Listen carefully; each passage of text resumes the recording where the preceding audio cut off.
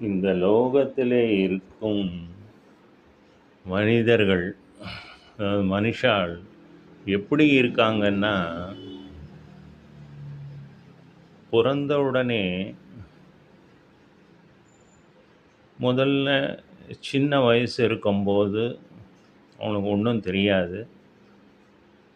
அப்படியே வளர்ந்துட்டு விளையாடிக்கிட்டு இருப்பாங்க. ஒரு வயசு வந்த பிறகு அவங்களுடைய தந்தை, தாயார் மூலியமாக விசேஷ ஞானம், அதாவது உடனே வராது. ஆனால் நல்ல விஷயங்கள தன் தந்தையோ இல்லை தாயோ சொல்லணும். அப்படி இருக்காத பட்சத்தில் அவன் அந்த மனுஷன் கால் போன போக்கிலே போய் அவளுக்கு மற்ற சிநேகிதர்கள், முக்கியமாக புண்ணியம் பண்ணியிருந்தால் தான் நல்லவன் சிநேகிதனாகும், இல்லைன்னா கெட்டவங்க தான் ஸ்நேகம் வரும். அவங்க சொல்கிறதே கேட்டு அவன் கெட்டு போய்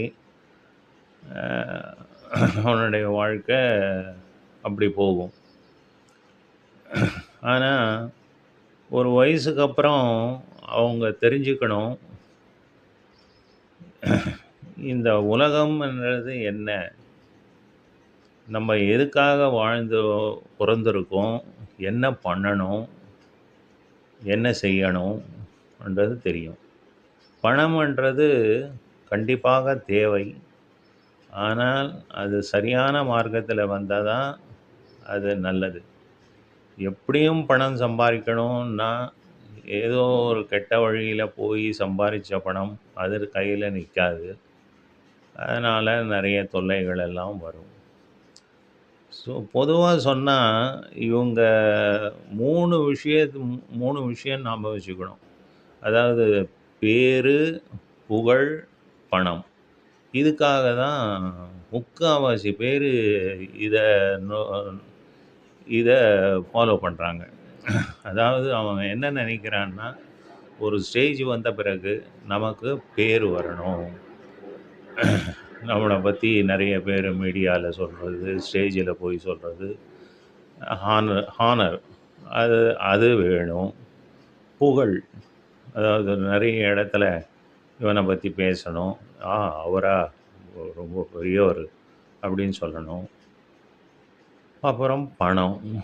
இந்த 3த்துக்காக தான் வாழ்ந்துக்கிட்டு இருக்காங்க. ஆனால் இந்த 3ம் சாஸ்வதம் கிடையாது. இந்த உயிர் இருக்கிற வரையும் தான் இந்த பேர், புகழ், பணம். அப்புறம் மரணம்ன்றது ஒன்று கண்டிப்பாக நடக்கும். இந்த வாழ்க்கை முடிவுன்றது கண்டிப்பாக இருக்கும். பிறந்தவங்கெல்லாம் ஒரு நாள் போய் தான் ஆகணும்.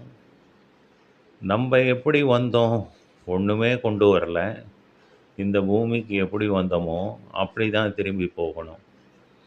இந்த பேர், பணம், புகழ், இந்த சொத்து, இந்த அட்டாச்மெண்ட்ஸ் எல்லாம் பந்தம் எல்லாத்தையும் விட்டுட்டு போக வேண்டியதான். எதுவும் நம்மளோட வராது. இந்த பாவ புண்ணியங்களும் தர்மம் என்ன பண்ணியிருக்கீங்களோ அது மாத்திரம் மேலே உங்களோட வரும். சரீரம் இங்கே விழுந்துடும், அது சாம்பலாயிடும். இங்கே சூக்ஷ்ம சரீரம், ஆத்மாவும் காரண சரீரம் இது ஒண்டி தான் மேலே போகும். அப்படி இருக்கும்போது இந்த சாஸ்வதமாக இல்லாததை நம்ம எதுக்கு, நம்ம இதுதான் ஒரு ஜென்மத்திலையும் பண்ணிகிட்டே இருக்கோம். ஒரு ஜென்மம் வருது, இந்த மாதிரி ஒன்று நல்லது பண்ணுறது, கெட்டது பண்ணுறது, இப்படியே பாவ புண்ணியங்களை சேர்த்து சேர்த்து மறுபடியும் ஜென்மம் எடுத்துகிட்டு இருக்கான். நல்ல வேளை ஒரு மனுஷனாக, அது ஆம்பளையா பிராமணனாக பிறந்தா அது ரொம்ப விசேஷம். அதுக்கு ஏதோ நிறைய புண்ணியம் பண்ணியிருக்கணும். ஒரு வேளை மனுஷ ஜென்மம் எடுக்காமல் பிராணிகளாக வந்தோன்னா அதோடு முடியுது. நிறைய பாவம் பண்ணவன் தான் பிராணியாக பிறக்கிறான். அது பிராணியாக பிறந்ததுன்னா அது அவ்வளோதான், முடிஞ்சிச்சு கதை. இனிமேல் அதுக்கு மனுஷ சரீரமே வராது. கடவுளையும் கோயிலுக்கு போய் நமஸ்காரம் வைக்க முடியாது, எதுவும் மந்திரத்தையும் சொல்ல முடியாது. அது பாட்டுக்கு விதவிதமான பிராணிகளா இருந்து துர்லபமான வாழ்க்கைய வாழ்ந்துட்டுருக்கணும். இதுதான் முக்கியமா புரிஞ்சுக்கணும். அதுக்கான சாதனைய நம்ம பண்ணணும். இது நெறைய பேருக்கு இது தெரிய மாட்டேங்கிறது. அவங்க என்ன நெனைக்கிறாங்கன்னா, இந்த உலகம் சாஸ்வதம்னு நெனைக்கிறாங்க. இந்த உலகம் சாஸ்வதம் கிடையாது. இது ஒரு மாய. மாயையில நம்போ சிக்கிக்கிட்டோம்னா, அதே ஒரு வேற மாரி யோசனைகள் வந்து, இந்த லோகத்த லோகம் இந்த பிரபஞ்சம் தெரியறது வா நிஜம், உண்மை. இதில இருக்கிற பதார்த்தங்களும் உண்மை. அப்படி வாழ்றவன் மறுபடியும், மறுபடியும் இந்த உலகத்திலேயே பொறந்துட்டே இருப்பான். இது இது சரியில்லை. இந்த மாயா பஞ்சகம் பத்தி ஆதிசங்கரர் ஒரு 5 ஸ்லோகம் எழுதினாரு. அதாவது மாயைக்கு அசாத்தியமானது எதுவுமே இல்ல. இந்த மாயை என்ன பண்றதுன்னா, இந்த பிரபஞ்சம் வேறு, ஈஸ்வரன் வேறு, நான் வேறே அப்படின்ற மாரி எடுத்து காட்டுது. ஆனா இந்த பிரபஞ்சமும் ஈஸ்வரன் தான். ஈஸ்வரன் பிரபஞ்சமாட்டம் தெரியிறாரு. ஈஸ்வரனே பிரபஞ்சமாட்டம் தெரியிறாரு. ஈஸ்வரனாவும் இருக்காரு. நான் தான் அந்த ஈஸ்வரன். அப்படின்றதுக்கு நெறைய 4 மகா வாக்கியம் இருக்கு. இந்த மகா வாக்கியத்தில சொல்லியிருக்கு. இதெல்லாம் வேதத்தில சொல்லியிருக்கு. அகமேவ பரம் பிரம்மா அப்படின்னா, நான் தான் அந்த பரபிரம்மன். இதுக்கு தத்வமசி, அப்புறம் அகம் பிரம்மாஸ்மி இப்படியெல்லாம் சொல்லியிருக்கு. அதில பிரதிவாதிகள், பூர்வபக்ஷி இவங்கெல்லாம் வந்து ஆட்சேபனை பண்ணாங்க ஆதிசங்கரர்கிட்ட. எப்படி சொல்றீள்? நான் எப்படி பிரம்மமா ஆக முடியும்? என்னுடைய சக்தி ரொம்ப பரிமிதமானது. அவருடைய சக்தி அபரிமிதம். அவரால இந்த உலகத்த சிருஷ்டிக்க முடிஞ்சது. என்னால சிருஷ்டிக்க முடியல. அவருக்கு ராகத்வேஷங்கள் கிடையாது. அவருக்கு கர்த்தோர்த்தங்கள், போர்த்தோற்றங்கள் இல்லை.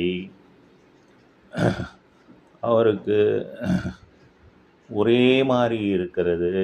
எந்த விகாரமும் ஆகாது.